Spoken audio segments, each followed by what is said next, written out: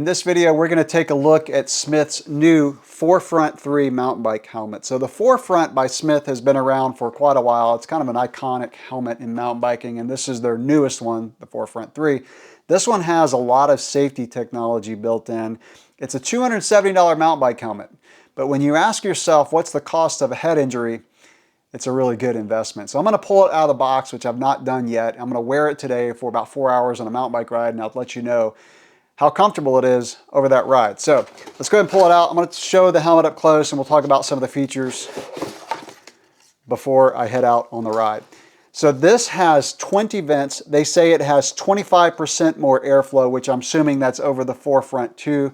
It's got a 3-position visor, which I really like visors that can go up in different positions. So for cross country, I will actually put the visor up more since my head is down more. And then for trail, I will put the visor like that, especially when I'm on like a gravel road riding to the trailhead. It also has a BOA dial in the back, so you can get a really custom fit. By the way, included with the helmet is a helmet bag. So this helmet has Koroyd technology, K-O-R-O-Y-D, in case you haven't heard of it. So this is a technology that uses honeycomb-like tubes that crumple in case of an impact to absorb energy. It also has MIPS technology, so again, this is a very safe helmet, and this is a typical trail style helmet where you have more coverage in the back. So this is what it looks like. This is a medium. I'm not a very large person, so the medium fits me really well. And the BOA dial is really nice in the back to get a secure fit. So I'm gonna put on my glasses. These are actually POC glasses. Some newer ones that I've been trying. And then this is what I do a lot. The arms of the glasses, yeah, they fit pretty well in there. That's secure. I don't typically mountain bike on the trail with the glasses on top of the helmet, but again, if I'm riding to and from the trailhead and the light's going down, I will do that a lot. And this helmet, by the way, does work with Smith's goggles, or probably any goggles. So yeah, the bottom line is it's a high-end helmet, the best of the best, with a lot of safety technology built in. So I'm gonna head out for my ride, and I'll let you know how comfortable this is after 4 hours of riding. While I'm riding over to the trailhead, I wanna mention that the glasses really are designed to go under the visor if you're putting them on the helmet like this.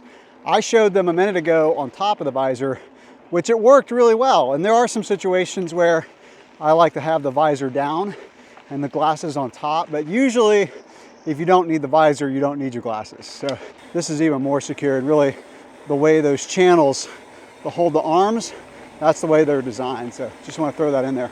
So I'm taking a pause during my ride to give you my thoughts on the helmet after wearing it for about 3 hours. Very comfortable. One issue that I've had in the past with some trail helmets is they're too front heavy for me. So they just kind of feel like they're just too weighted to the front. This one's not like that. Now the front did hang down a little bit more than I would like. So I took it off and I adjusted the straps in the back. So you've got 3 holes where you can unsnap the back retention device, and I put it in the top hole, and that allowed the helmet to kind of come down more in the back and raise it up perfectly. So out on the cross-country trails, I keep the visor up because my head's down more on a cross-country bike. If I were riding on like a gravel road on the going to and from the trailhead, or if I'm on like a trail bike where I'm sitting up more, then I'll put the visor down. But like I said in the beginning of the video, you do have 3 positions. By the way, the weight of this helmet is 410 grams. So it's very respectable for a trail helmet. Not as light as like a super light cross-country helmet, but it's got a lot more protection than a super light cross-country helmet, which is why this is probably going to be my helmet. I've opted for a lighter weight helmet, more cross-country for riding up in the mountains on my trail bike, just simply because of the weighted feel of some of those trail helmets. But this one meets my needs for not feeling like it's just really weighty in the front. So I really like it, and the vents are great. 20 vents, and the temperature right now is 86 degrees, which is 30 degrees Celsius, and it's hot. And so, but my head's been fine. So it passes all of the tests for me, except I haven't, banged my head in a hard crash. I will not sign up for that to test the helmet, so I can only hope that the MIPS system and the Koroyd system will work if I have a hard crash. Ironically though, I did crash on this ride. I have not crashed in a long time. I can't remember the last time I crashed.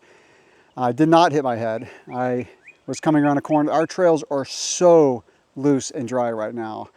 Came around kind of a gravelly corner and lost the front wheel faster than I knew what was going on.